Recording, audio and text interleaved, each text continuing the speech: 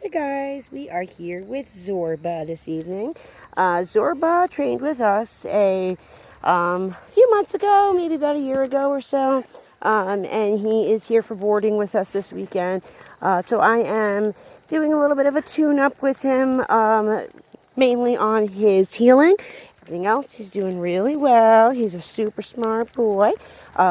He is a very strong boy. I mean, one of the stronger labs that I've actually worked with in all of my years of working with dogs. So that's really important that his family is able to walk him, safely and comfortably. So a few things that I want to go over. His dad has no problem walking him with the transitional on. His mom has a little bit more difficulty with it, and normally, just because dogs are pack animals, they will see one person as an alpha, but it's not impossible. We want to make sure that he works for everybody comfortably. So some things that I would like for you to work on as far as getting him to start respecting you as a handler a little bit more. Now, it's really important for everybody to understand that I would say, I usually say 50% of training your dog. But honestly, I'm thinking about bumping that up even to like 75% of training your dog is training the owner how to be a confident and consistent handler for their dog. You have to remember your dog is a dog regardless. They are an animal. And if we want them to display a specific trait or behavior or personality, not so much personality, but a trait or a command, something of that nature, it's up to us to be the ones to relay that to them, that this is what I want from you. And you have to do that on a consistent basis.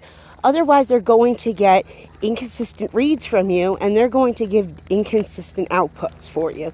If they don't understand that you want it every single time, they're not going to give it every single time. And they're going to have to play like this guessing game of, is this the time that they're being serious and they're going to follow through? Or is this one of those times where they're just going to let me get away with it if I, fuss and complain a little bit too much, or I pull too much, or, whatever it may be? Do you give in? So making sure that you do things that you're comfortable and ready to take on and master as a handler is important. You can't go into any situation wondering, how am I going to do? How is this going to go? You should go into every situation and you're like, okay, I got this dog. I totally know what I'm doing. I got this. I can control him. I know how to communicate with him using my leash properly, using my tone in my voice, using my spatial pressure, all of that. That's all really important stuff. So with Zorba here, a cool little thing that I like for people to work on when they're kind of having difficulty stopping their dog a little too late, okay? So what I mean by that is, if you come here, Zorba.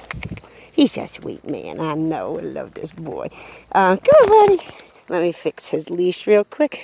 But anyway, so what I was just saying, though, is we want to make sure that you are correcting your dog at the right time. If you're correcting too late or at different points, they're going to get, sorry, this is hard to hand. They're going to get confused. So you have to make sure you basically set this like red invisible box in your head. There we go. Sorry, his safety got slid underneath. Okay, so you want to imagine you have this red invisible box. Zorba, heel. And it starts at your kneecap, right? So right now, Zorba is clearly ahead of me, right?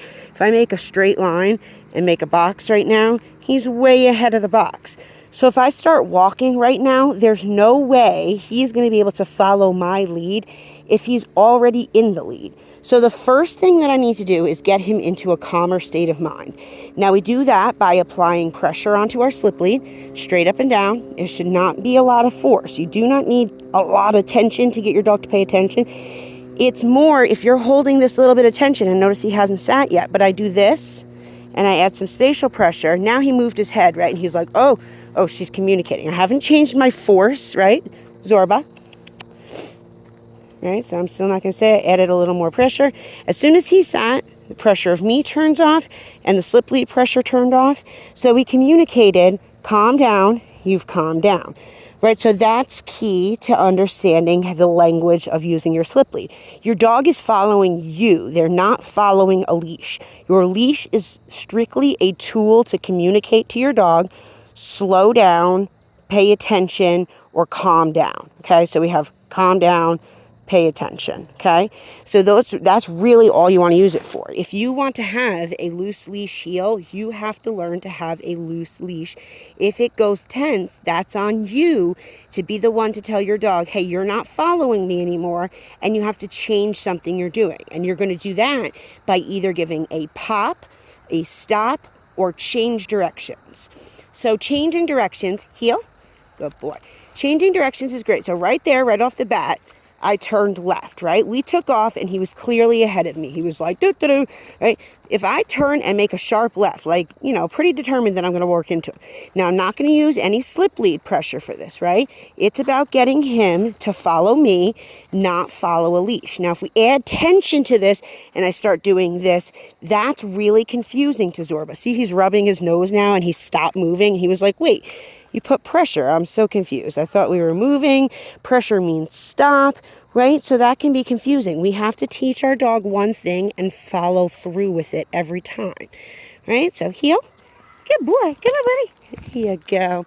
Okay. So one thing I really want to say, though, try walking really slow. This works really well for Zorba, and it helps you learn to take control of the walk without having to be like moving fast. And is he a little too far ahead? Is this too late? Did I do it too early? Did I do it too late? Right?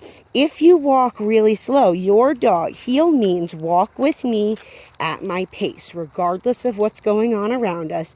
You should be playing a game of follow the leader with me.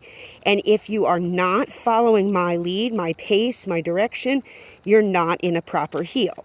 So this is a working and a moving command where he's continuously doing a command and getting mental stimulation. So even if you're walking as slow as possible, this is actually harder for a dog. Zorba, come on, buddy. Good boy. Right? This is actually harder for a dog than if we just do like, a normal pace. Now look at him. He's giddied up a little. I'm going to slow him down. But now watch. If I go really slow, he did good. See, he slowed down. But now I can kind of clean it up and get him exactly where I want him to be. Just using some pulls. Now, if he pulls his nose into me and rubs on me, that's him clearly telling me he feels pressure. Now I'm going to turn back and go the other way now. And all very loose tension, right? So we do not want to use any pressure on our leash when we turn. We can't turn and say follow, but then apply tension when you turn if he doesn't move. So if you turn and he doesn't move and you pull him around a turn, just like that, perfect. I can't pull him right there. So notice he choked up, and that was perfect because that's him understanding pressure means stop. Pressure can't mean go and stop. That's like teaching him pressure means a red light, and I want you to go through a red light. But we trained him to not move through a red light, right? So heel. Come on, Zorba, good boy. Come on, yes. So he's like, why are we going so slow? Right? But this is great. So now he's going to get tired, and we're going to do some turns. So I turned right, but I'm going real slow. Now I can make a zigzag pattern. Sharp lefts are good because look, when I turn into him, I hit his shoulder blade, right? So clearly that means he's too far ahead of me. And now I can do these really slow but like confident turns. So, hey, nope, now I'm going this way. You almost want to make it so that you bump into him. You're trying to tell him, hey, look, you're way too far ahead. And look what happens. If I decided I needed to go this way, see, you get all stumbled up on. But now look how much he's checking in with me and realizing like, oh man, I gotta focus. She's all over the place right now. Right? So this is great. I have a very loose leash. Good boy, Zorba. There's my buddy. There's my buddy. He's such a sweet man. Such a sweet boy he is. Yes. Okay. So those are some really good things that I want you to practice.